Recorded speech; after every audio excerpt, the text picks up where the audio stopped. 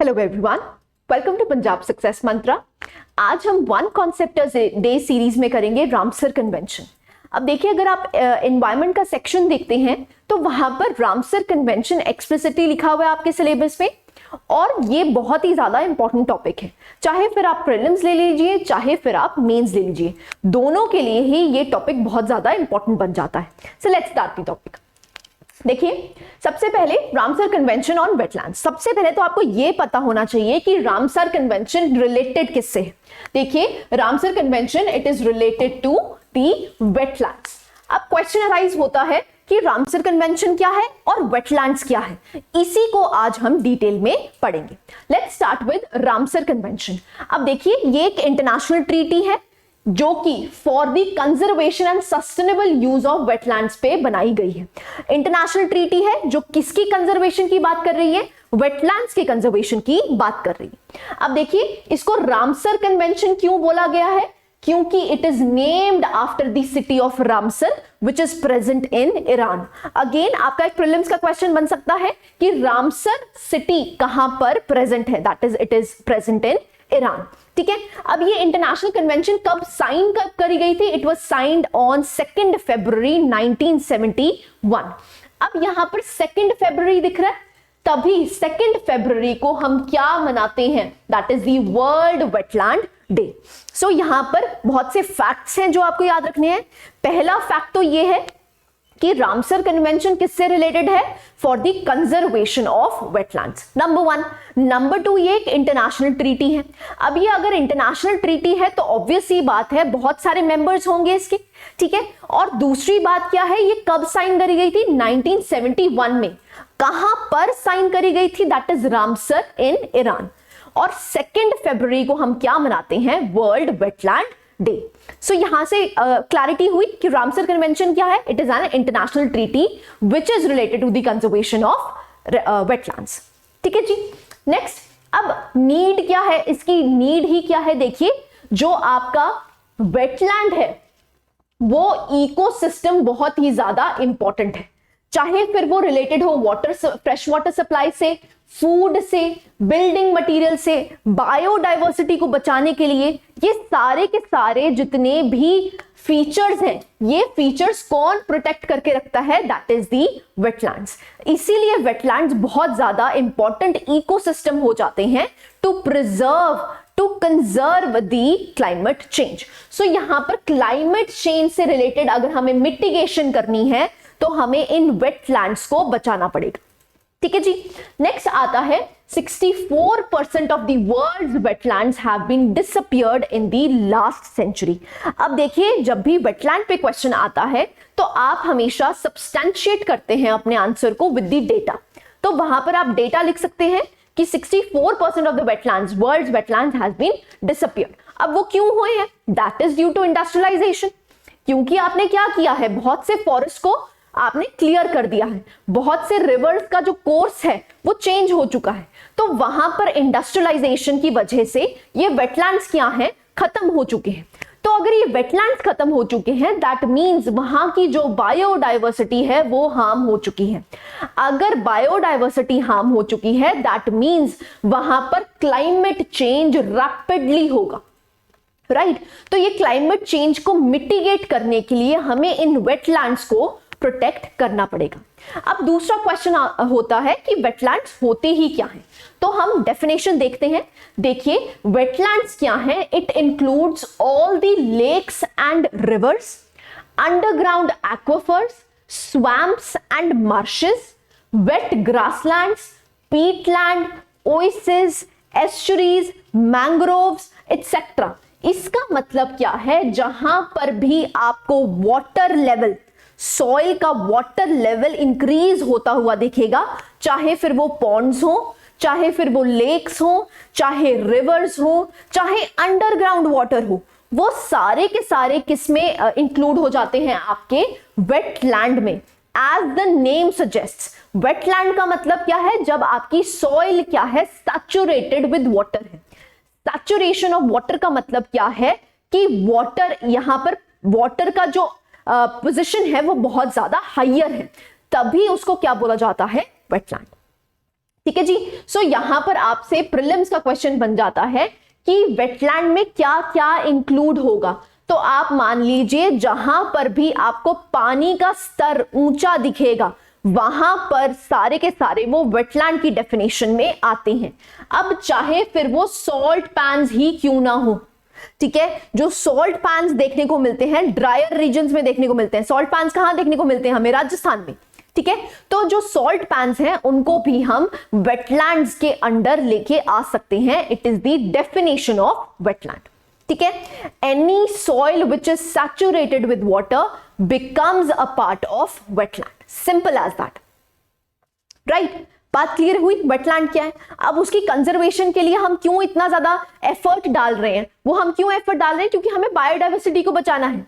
अगर आज आपकी लेक्स खत्म हो जाती हैं तो वहां पर जो एक्वाटिक एनिमल्स, जो aquatic species, flora and fauna वहां पर थ्राइव कर रही है, वो थ्राइव नहीं कर पाएगी, तो हमारी बायोडाइवर्सिटी पे हार्म होगा। अगर जैसे ही बायोडाइवर्सिटी पे हार्म होगा तो वहां पर क्लाइमेट चेंज एग्रवेट हो जाएगा, ठीक है। इसीलिए जो रामसर साइट्स हैं उनको बचाना बहुत ज्यादा इंपॉर्टेंट हो जाता है, ठीक है जी। अब दूसरी बात क्या है? जो वेटलैंड्स हैं वो एक्चुअली में कार्बन डाइऑक्साइड को अब्सॉर्ब करते हैं। They are the absorbers of carbon dioxide. तो यहां पर अगर कार्बन डाइऑक्साइड को अब्सॉर्प्शन नहीं होगी, वेटलैंड अगर खत्म हो गए, तो इसका मतलब क्या है? एटमॉस्फेयर में कार्बन डाइऑक्साइड इंक्रीज हो जाएगा, और जैसे ही एटमॉस्फेयर में कार्बन डाइऑक्साइड इंक्रीज हो जाएगा मतलब ग्रीन हाउस गैस इफेक्ट ज्यादा हो जाएगा। अगेन क्लाइमेट चेंज क्या हो जाएगा? और भी ज्यादा एग्रवेट हो जाएगा, राइट। सो वेटलैंड्स इसीलिए इंपॉर्टेंट हो जाते हैं because they are the reservoirs of carbon dioxide. अगर हमारे रेजर्वायर्स ही खत्म हो गए तो हम बायोडाइवर्सिटी हमारी हार्म होगी ही होगी, ठीक है जी। सो इसीलिए जैसे ट्रीज हैं, क्योंकि ट्रीज भी क्या करते हैं? अब्सॉर्ब करते हैं कार्बन डाइऑक्साइड को, वैसे ही जो आपके वेटलैंड्स हैं वो भी क्या करते हैं? अब्सॉर्प्शन करते हैं कार्बन डाइऑक्साइड की, ठीक है जी। सो इसीलिए वेटलैंड्स को बचाना इंपॉर्टेंट हो जाता है। अब रामसर साइट क्या है? देखिए रामसर साइट्स को कौन बनाता है? जितने भी रामसर कन्वेंशन में मेंबर्स हैं उनको बोला जाता है दी कॉन्ट्रैक्टिंग पार्टीज। उन कॉन्ट्रैक्टिंग पार्टीज को अथॉरिटी दी जाती है कि वो अपनी कंट्री में से, क्योंकि ये इंटरनेशनल ट्रीटी है तो बहुत सी कंट्रीज इसमें पार्टिसिपेट करेंगी, हर कंट्री को ये दिया जाता है कि आपके पास एटलीस्ट एक वेटलैंड साइट ऐसी होनी चाहिए that should have international importance. इसका मतलब क्या है कि आपकी कंट्री में एक वेटलैंड साइट जरूर ऐसी होनी चाहिए जो कि इंटरनेशनल इंपॉर्टेंस की है। अब इंटरनेशनल इंपॉर्टेंस का मतलब क्या होता है कि अगर यहां पर कुछ कोई भी ऊंच नीच होती है, अगर ये वेटलैंड खत्म हो जाता है तो ये क्लाइमेट चेंज पे बहुत बुरा इफेक्ट डालेगा, ठीक है जी। सो उन साइट्स को हम बोल देते हैं they are the sites of international importance, right. Next point, the inclusion of a Ramsar site embodies the government's commitment to take these steps necessary to ensure that its ecological character is maintained।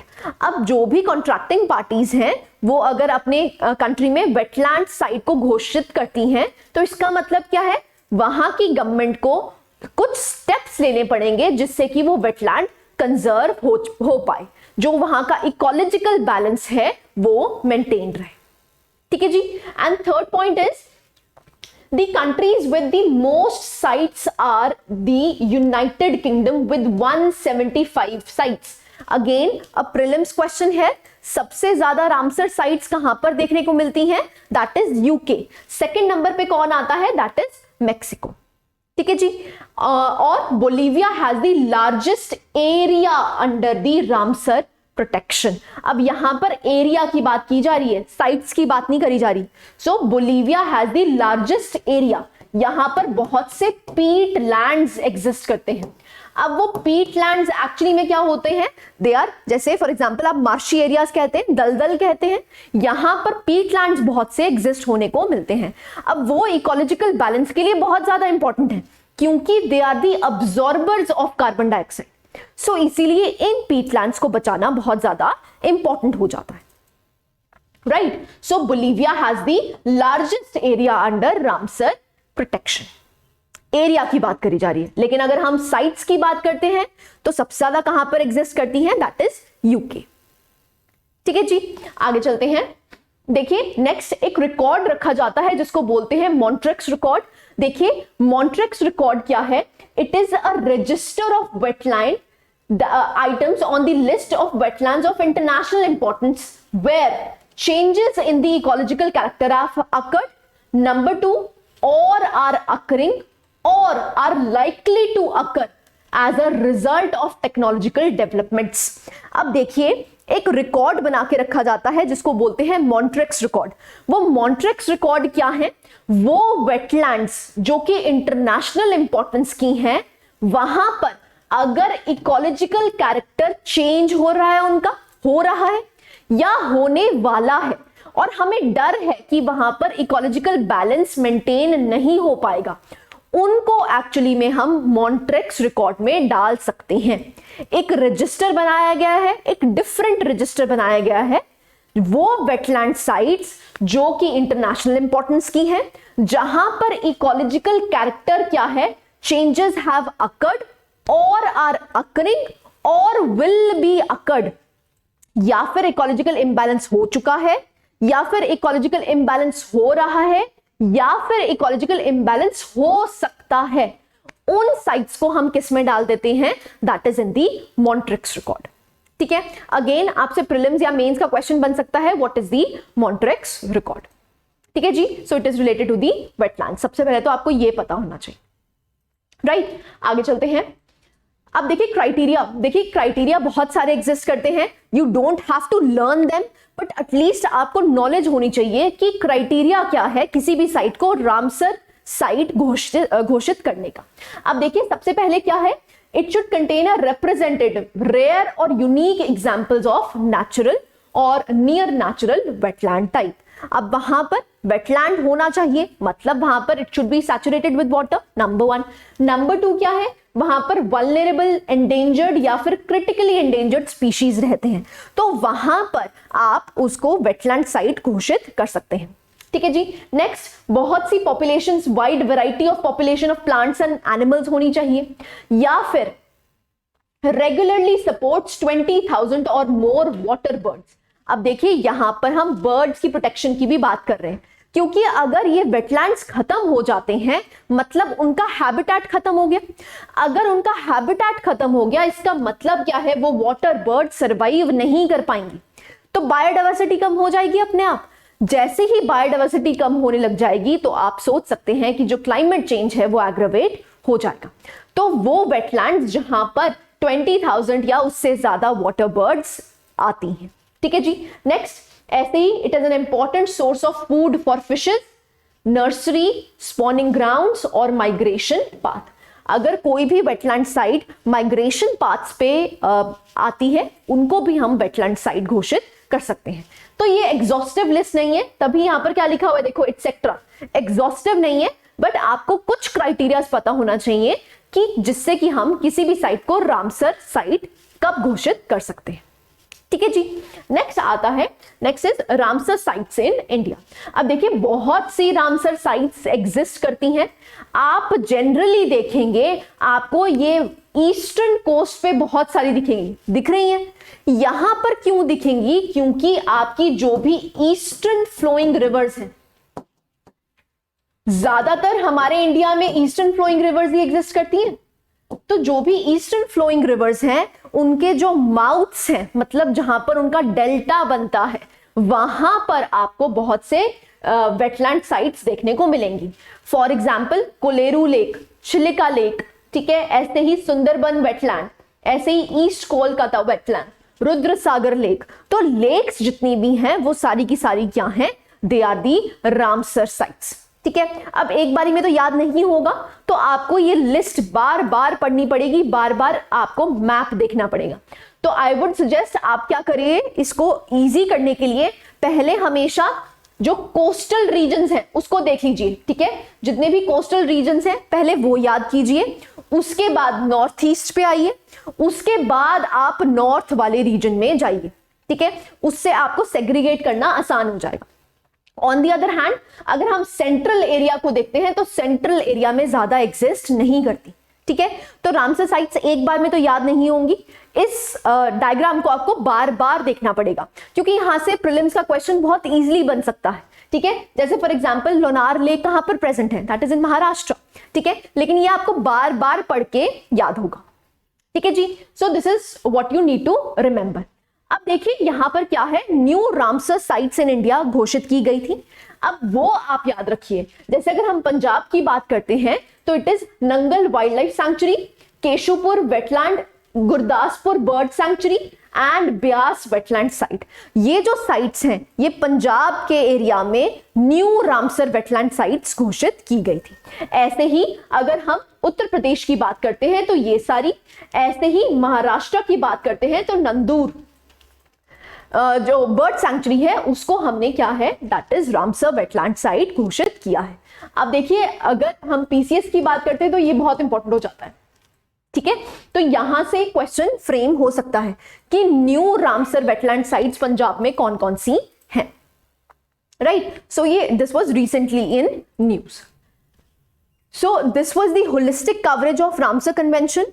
Ramsar convention के बारे में पढ़ा, Ramsar convention होता क्या है, contracting parties क्या है, wetland ही क्या है, उसकी डेफिनेशन क्या है। उसके बाद हमने क्राइटेरियाज देखे, कौन कौन से ऐसे क्राइटेरियाज हैं जो कि रामसर वेटलैंड साइट के लिए इंपॉर्टेंट हैं, और जो भी हमारी वेटलैंड्स हमारे इंडिया में एग्जिस्ट करती हैं उसके बारे में पढ़ा, और जो भी न्यू वेटलैंड साइट्स घोषित की गई हैं रामसर साइट्स इंडिया में वो भी हमने देखा। So this was the holistic coverage. I hope you like the lecture. Thank you very much.